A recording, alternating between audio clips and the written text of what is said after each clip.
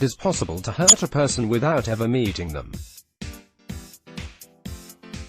Donald Trump and his regime have done that millions of times in the almost 3 years he has been President of the United States. Cruelty, especially against non-white people, is one of the Trump regime's guiding principles. Trump, his supporters, and enablers take great pleasure in hurting the weak, the sick and any other people they deem vulnerable. This is a function of social dominance behavior, a trait that is common to conservative authoritarian personalities. Advertisement. As I explained in an 2017 essay here at Salon, Republicans and conservatives widely believe that those who seek assistance from society have no right to receive it. If people do not have the resources to provide adequate health for themselves and their families, that's their own fault. Most important, the sick deserve their illnesses, the healthy and strong have earned their advantages. Once again, the repeated efforts by the Republican Party to repeal the minimal protections offered by the Affordable Care Act serve to remind us that conservatism is a type of socially motivated cognition that minimizes any sense of human obligation and connection to other people outside a narrowly defined kin or other peer group. Today's version of American conservatism is also a celebration of selfishness, and a belief that true freedom and liberty are based on a perverse individualism with little sense of common decency or linked fate with someone's fellow citizens. Today's American conservatism also embraces an extreme form of neoliberalism whereby human worth and dignity are determined by profit and loss statements, and capitalism and democracy are confused with one another. Ultimately, American conservatism is a value system that is anti-social, anti-democratic and anti-freedom. In keeping with those values, the Trump administration recently proposed deporting critically ill immigrants who are receiving medical care in the United States. Earlier this week, the New York Times reported that on August 7th, the United States Citizenship and Immigration Services, without public notice, eliminated a deferred action program that had allowed immigrants to avoid deportation while they or their relatives were undergoing life-saving medical treatment. The agency, part of the Department of Homeland Security, had sent letters informing those who had asked for a renewal, which the immigrants must make every 2 years, that it was no longer entertaining such requests. The letters said that the immigrants must leave the country within 33 days, or face deportation. Because of public outrage at the wanton cruelty of sending sick people, including many children, back to their home countries to die, USCIS announced a temporary pause in the deportations. On Monday, the agency said in a statement that while limiting the program was appropriate, officials would complete the caseload that was pending on August 7th. The statement said that deportation proceedings had not been initiated against anyone who had received the letter. However, it did not say whether it would continue to grant immigrants extensions to stay in the country or whether the program would be continued after current applications are processed. When asked for clarification, an agency official said the agency is taking immediate corrective action to reopen previously pending cases for consideration. This should be no comfort for the people who are in the United States under the Deferred Action Program. Moreover, the safe and reasonable assumption should be that the Trump regime will resume its efforts to deport immigrants receiving life-saving medical care once the controversy and resulting public and media attention subsides. This is part of the Trump regime's fascist strategy of creating controversy through its shocking and surprising assaults on democracy, the rule of law and human decency. Predictably, the public and news media react to the outrage of the day, week or month. In response, the administration then appears to back down. Testing the limits of societal norms is one of the primary ways through which fascists and other authoritarians break a democracy and in so doing train the public into a state of constant distraction, exhaustion and learned helplessness. Advertisement. As with banning Muslims from entering the United States, building a wall along the US-Mexico border, and intentionally breaking up the families of migrants, refugees, and immigrants before interning them in concentration camps, the Trump administration will likely find another way to advance its original goals at a later date. The Trump regime's efforts to punish the sick and the dying because they happen to be immigrants reflects a broader problem. Donald Trump and his policies are literally making the American people sick.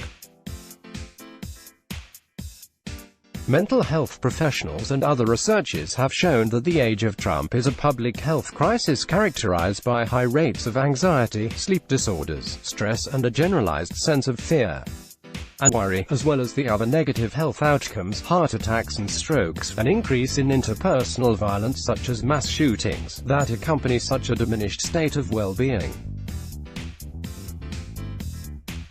These effects are most pronounced among those groups such as Hispanics and Latinos, and non-white people in general, who have been specifically targeted by Donald Trump and his campaign of cruelty and other vile behavior. In total, the Trump regime has taken the pain and other harms caused by institutional racism and racial battle fatigue in America and, instead of working to heal such problems, has actively made them worse, weaponizing the suffering of non-white people as fuel for a racist political project. Advertisement. The Trump regime's sadism has also impacted the American people as a whole.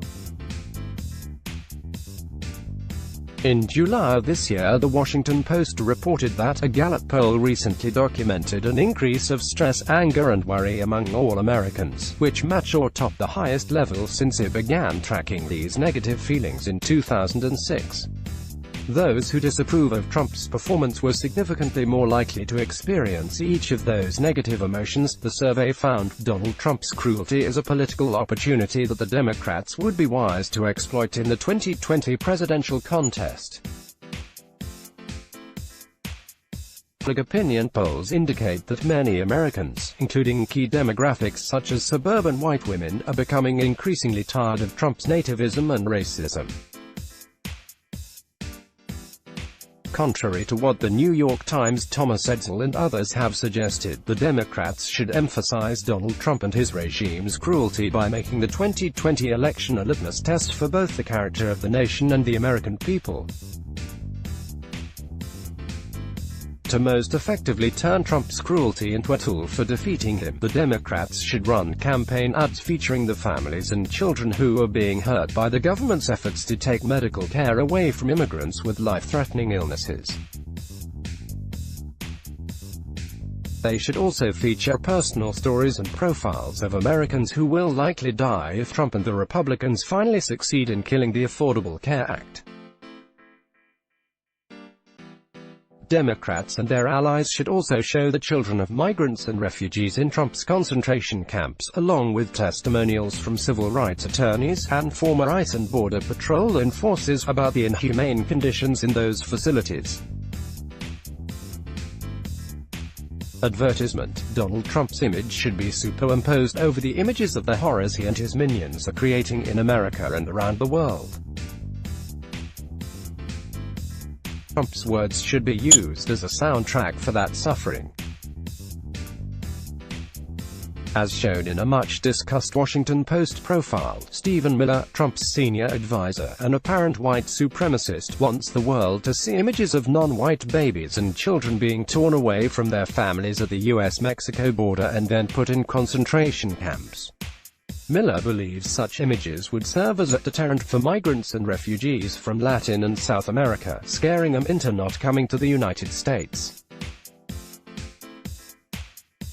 Democrats should grant Miller's wish by featuring him and other members of Trump's inner circle in campaign ads that explain direct personal, physical and emotional harm they're causing real human beings. Of course, Trump's supporters will not be shamed by seeing the human cost of the great leader's actions. In fact, Trump's supporters likely enjoy seeing black and brown people suffer.